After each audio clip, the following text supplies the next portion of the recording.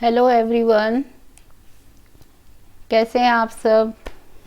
काफ़ी दिन हो गए आपसे बात किए हुए, स्पेशली 11th क्लास से। तो अब हम रेगुलर रहेंगे 11th क्लास के लिए भी। एंड अभी हम आज से शुरू करने जा रहे हैं chemical equilibrium chapter. Very important chapter. इसमें मैंने फिजिकल इक्विलिब्रियम पार्ट अभी छोड़ा है, क्योंकि फिजिकल इक्विलिब्रियम आप रीडिंग करके बुक से ही कंप्लीट कर सकते हो, ज़्यादा इतना प्रॉब्लम नहीं आ रही होगी उसमें। तो अभी हम आज जो इसका इक्विलिब्रियम का सेकंड पार्ट है केमिकल इक्विलिब्रियम, एंड देन उसके बाद आयनिक इक्विलिब्रियम आएगा। तो हम केमिकल इक्विलिब्रियम से आज लेक्चर स्टार्ट कर रहे हैं। तो लेसन शुरू करने से पहले आपको एक बहुत अमेजिंग चीज़ बताने वाली हूँ मैं, कि अभी इस संडे से ही अनअकैडमी ने एक बहुत अच्छा स्कॉलरशिप प्रोग्राम शुरू किया है, ASCEND एसेंड के नाम से। आप लोगों के लिए बहुत अच्छे चांसेस हैं स्कॉलरशिप जीतने के, सब्सक्रिप्शन लेने के, अनअकैडमी के सब्सक्रिप्शन लेने के। और कुछ नहीं करना आपको, सिर्फ अपना जो लेसन्स आप पढ़ रहे हो NCERT से उतना ही सिलेबस आपको कवर करके जाना है। तो this is all about the ascend. Ascend जो अनअकैडमी ने अभी स्टार्ट किया है इस संडे से, और हर संडे होगा, ये टेस्ट सीरीज़ के फॉर्म में है, हर संडे होगा। कुछ क्वेश्चंस हैं, उसकी कोई नेगेटिव मार्किंग नहीं है उसमें। 6 to 12th क्लास के लिए है ये।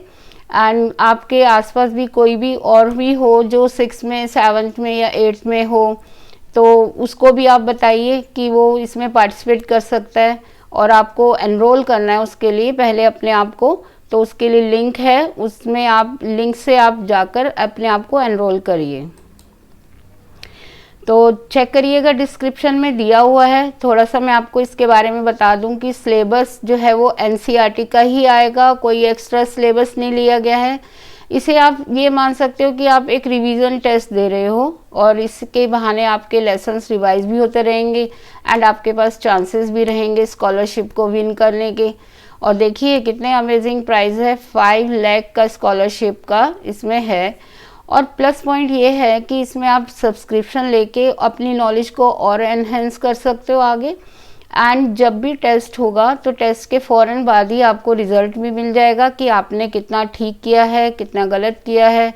और फिर जो टॉप एजुकेटर्स हैं वहाँ के, वो आपको जो है एक्सप्लेन भी करेंगे, उसके बारे में आंसर्स को भी बताएंगे। तो जो गलत भी होगा वो भी आपको आगे के लिए वो करेक्ट हो जाएगा। तो है ना अमेजिंग बात बहुत। तो आज ही करिए एनरोल अपने आप को, और नेक्स्ट संडे से आप उसको ज्वाइन करिए। तो चलिए अब चलते हैं हम लेसन की तरफ। जो आज का हमारा टॉपिक है केमिकल इक्विलिब्रियम, लेक्चर 1 आज हम शुरू करेंगे। केमिकल इक्विलिब्रियम, या मैं पहले इक्विलिब्रियम वर्ड को ही एक्सप्लेन कर दूं कि इक्विलिब्रियम का मीनिंग क्या है, ये कब डेवलप होता है। इक्विलिब्रियम ऐसी रिएक्शन में या एक ऐसे फिजिकल प्रोसेस में डेवलप होगा जहाँ पर रिवर्स हो सकती हो रिएक्शन।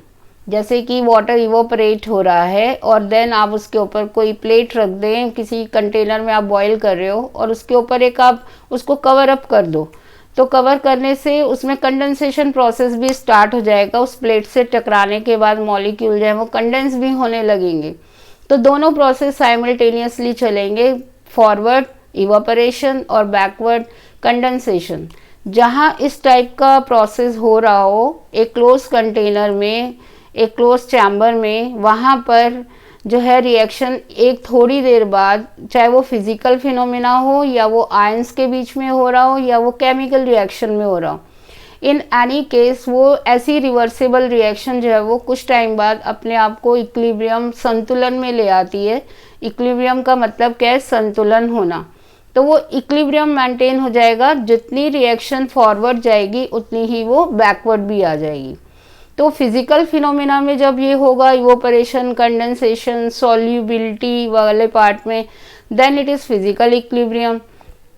बट यहाँ पर हम पढ़ने जा रहे हैं about the chemical equilibrium. Chemical equilibrium में संतुलन या इक्विलिब्रियम एक वो फेज है, एक वो स्टेट है जो एक रिएक्शन के बीच में डेवलप होगी, एक केमिकल रिएक्शन हो रही है, और वो केमिकल रिएक्शन कैसी है, वो एक रिवर्सिबल रिएक्शन है, रिवर्सिबल जरूर होनी चाहिए, then in that case equilibrium जो है वो उनके बीच में मेंटेन होगा। और कब मेंटेन होगा, जब जो रिएक्टेंट हैं वो जितनी स्पीड से प्रोडक्ट में चेंज हो रहे हैं, जैसे कि यहाँ पर ए और बी हमने एग्जाम्पल लिया है, वो रिएक्टेंट्स प्रोडक्ट में बदल रहे हैं सी एंड डी में, तो जो फॉरवर्ड रिएक्शन है जिसमें सी और डी बन रहा है, वो रेट ऑफ रिएक्शन किसके बराबर है, रेट ऑफ डिकम्पोजिशन, मीन्स सी और डी जब दोनों डिकम्पोज होकर वापस ए और बी में बदलेंगे रिवर्स डायरेक्शन में, उस रेट ऑफ रिएक्शन के बराबर होगा। जब दोनों इक्वल हो जाएंगे then the reaction will maintain at the state of chemical equilibrium। तो इस इक्विलिब्रियम को जो इस रिएक्शन में मेंटेन होगा कुछ टाइम के बाद, उसे हम क्या कहेंगे, that will be called as the chemical equilibrium। तो इक्विलिब्रियम जो है उसकी कुछ 2-3 इम्पॉर्टेंट चीज़ें हैं, वैसे तो बहुत सारे करेक्टर्स हैं, आपने फिजिकल इक्विलिब्रियम में भी पढ़ा होगा कि क्लोज कंटेनर होना चाहिए और पैरामीटर्स जो हैं वो कांस्टेंट होते हैं, लेकिन मैं यहाँ 2 इम्पॉर्टेंट फीचर्स की बात ज़रूर करूँगी। एक तो कि ये डायनेमिक होता है नेचर में, डायनेमिक का मतलब होता है कि हमेशा लगातार चलता रहता है, कभी भी रिएक्शंस जो हैं वो स्टॉप नहीं होती।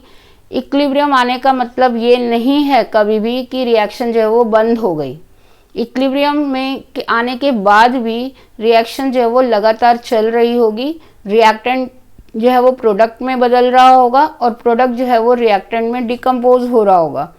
तो रिएक्शन कभी स्टॉप नहीं होती, वो हमेशा चलती रहती है, लेकिन एक फेज आ जाता है जब उनका रेट ऑफ रिएक्शन जो है वो बराबर हो जाता है। दूसरा इसका इम्पॉर्टेंट जो फीचर है, एक करेक्टरिस्टिक है, वो ये है कि हम किसी भी डायरेक्शन से, चाहे आप ए और बी जो है वो कंबाइन हो रहे हैं इनटू सी एंड डी, इस फॉर्म में आप ले सकते हो रिएक्शन को, तब भी इक्विलिब्रियम आप मेंटेन कर लोगे। और यदि सी एंड डी यदि डिकम्पोज हो रहे हैं and they are forming the A and B, तो इस कंडीशन में भी, इस डायरेक्शन में भी आपको इक्विलिब्रियम मिल जाएगा। तो रिएक्शन किसी भी डायरेक्शन से आप स्टार्ट करके इक्विलिब्रियम पॉइंट पर वहाँ पर आ सकते हो। तो ये एक इम्पॉर्टेंट फैक्टर है, एक इम्पॉर्टेंट फीचर है इक्विलिब्रियम पॉइंट का, कि हम किसी भी डायरेक्शन से चलकर इक्विलिब्रियम पॉइंट पर आ सकते हैं, मेंटेन कर सकते हैं। ये अभी मैंने एग्जांपल लिया ए और बी और सी एंड डी की फॉर्म में, तो वो तो एक जनरल एग्जांपल है जो मैं डेरिवेशंस के लिए भी लूँगी, लेकिन यहाँ पर आप कुछ एग्जांपल्स देख रहे हो। अमोनिया का बनना, Haber's process, one of the important topic, एक इम्पॉर्टेंट प्रोसेस है अमोनिया, वर्ल्ड वाइड फेमस है। हैबर्स प्रोसेस से अमोनिया बनाया जाता है नाइट्रोजन और 3 रेशो हाइड्रोजन से। तो ये रिएक्शन कैसी रिएक्शन है, it is a equilibrium reaction maintain हो जाएगी क्योंकि ये रिवर्सिबल रिएक्शन है। तो इनके लिए कुछ कंडीशंस ध्यान करनी पड़ेंगी जिससे हम अमोनिया की प्रिपरेशन को बढ़ा सकते हैं। सिमिलरली हाइड्रोजन और आयोडीन का बनना, HI का बनना या HI का डिकम्पोज होकर H2I2 में चेंज होना, PCl5 का decomposition into PCl3 and Cl2, and ऐसे ही N2 और O2 से NO का बनना, या इसका उल्टा भी ले सकते हो कि इसका डिकम्पोजिशन N2 और O2 में हो जाए, तो वो भी सेम ही, एक ही बात है। तो ये आपको कुछ एग्जांपल्स मैंने आपको बताए केमिकल इक्विलिब्रियम जहाँ पर मेंटेन हो सकता है क्योंकि ये रिवर्सिबल रिएक्शंस हैं। अब हम देखते हैं कि रिवर्सिबल रिएक्शंस में जो भी अभी हमने एग्जांपल्स लिए या इसी टाइप के बहुत सारे एग्जांपल आपके सामने आएंगे लेसन में। तो इन रिएक्शंस में हम कैसे कैलकुलेशंस करते हैं या कैसे हम इसके लिए लॉज अप्लाई करते हैं, इक्विलिब्रियम कांस्टेंट कैसे निकालते हैं, तो उस पर आने से पहले आपको लॉ ऑफ मास एक्शन जानना बहुत ज़रूरी है, जिस पर पूरा ये कैलकुलेशन या डेरिवेशंस बेस्ड हैं। That is the law of mass action. तो लॉ ऑफ मास एक्शन क्या कहता है भाई, लॉ ऑफ मास एक्शन के अकॉर्डिंग रेट ऑफ रिएक्शन जिस भी डायरेक्शन में आप निकाल रहे हो, फॉरवर्ड या बैकवर्ड, फॉरवर्ड के लिए ए एंड बी रिएक्टेंट होंगे यहाँ गिवन एग्जाम्पल में, और बैकवर्ड के लिए रिएक्टेंट जो है हमारा सी एंड डी हो जाएंगे। तो ये आपको ध्यान रखना है कि हमें रिएक्टेंट ही लेने हैं लॉस के अकॉर्डिंग। तो rate of reaction is directly proportional to the concentration product of the concentration of reactant. अब यदि हमारी फॉरवर्ड रिएक्शन ए और बी की सी एंड डी में जा रही है तो रिएक्टेंट है हमारे लिए ए एंड बी। और जो इनके एक बैलेंस्ड इक्वेशन में जो कोफिशिएंट्स होते हैं, स्टिचोमेट्रिक कोफिशिएंट्स होते हैं, जैसे कि यहाँ ए एंड बी है और सी एंड डी है, तो जो ए एंड बी इनके कोफिशिएंट्स हैं वो उनके पावर की फॉर्म में लिखे जाते हैं, एक्सपोनेंट्स की फॉर्म में लिखे जाते हैं। तो rate of reaction in the forward direction यहाँ पर क्या होगी, concentration of A power A and concentration of B power B, और इनके प्रोडक्ट के बराबर। अब यहाँ जब हम साइन हटाएंगे, प्रोपोर्शनैलिटी साइन रिप्लेस करेंगे, तो वो हम के एफ से रिप्लेस कर रहे हैं क्योंकि ये फॉरवर्ड डायरेक्शन के लिए हम कैलकुलेट कर रहे हैं, तो हमने सिम्बलाइज कर दिया इसे एफ से। सिमिलरली हम बैकवर्ड रिएक्शन के लिए भी सेम लॉ अप्लाई कर सकते हैं कि रेट ऑफ रिएक्शन बैकवर्ड के लिए कितना होगा। तो जैसे अभी मैं आपको दिखाती हूँ कि बैकवर्ड के लिए हम इसे कैसे एक्सप्रेस करेंगे। बैकवर्ड के लिए हमारा रेट ऑफ रिएक्शन उसी एग्जाम्पल में क्या हो जाएगा, सी पावर सी इंटू डी पावर डी। आप पूछोगे ये स्क्वायर ब्रैकेट्स मैम ने क्यों लगाए हैं, है ना, हर जगह मैंने स्क्वायर ब्रैकेट लगा रखा है, यहाँ सी में भी और पीछे ए में भी लगाया था। ये जो स्क्वायर ब्रैकेट्स होते हैं वो कंसंट्रेशन की रिप्रेजेंटेशन है। जैसे मैं बोल रही हूँ कि product of the concentration of A and B, तो कंसंट्रेशन को हम सिंबलाइज करते हैं किससे, स्क्वायर ब्रैकेट से शो करके। तो रेट ऑफ रिएक्शन बैकवर्ड का क्या हो जाएगा, C power C and D power D concentration. इसके लिए अब हम प्रोपोर्शनैलिटी साइन हटाएंगे तो क्या लगाएंगे, दैट विल बी के बी। ये सर्कल से आप देख रहे होंगे मैंने के बी लिखा है, के बी बी इनिशियल हमने लिखा है किसके लिए, बैकवर्ड रिएक्शन के लिए। ठीक है, समझ आ रहा होगा यहाँ पर। तो फॉरवर्ड के लिए हम के एफ यूज़ करेंगे और बैकवर्ड के लिए के बी। अब एज यू नो, जब हमने इक्विलिब्रियम पढ़ा तो हमने सबसे पहली कंडीशन ही ये बताई कि इक्विलिब्रियम तब अचीव होता है जिस कंडीशन में रेट ऑफ फॉरवर्ड रिएक्शन और रेट ऑफ बैकवर्ड रिएक्शन दोनों बराबर हो जाते हैं।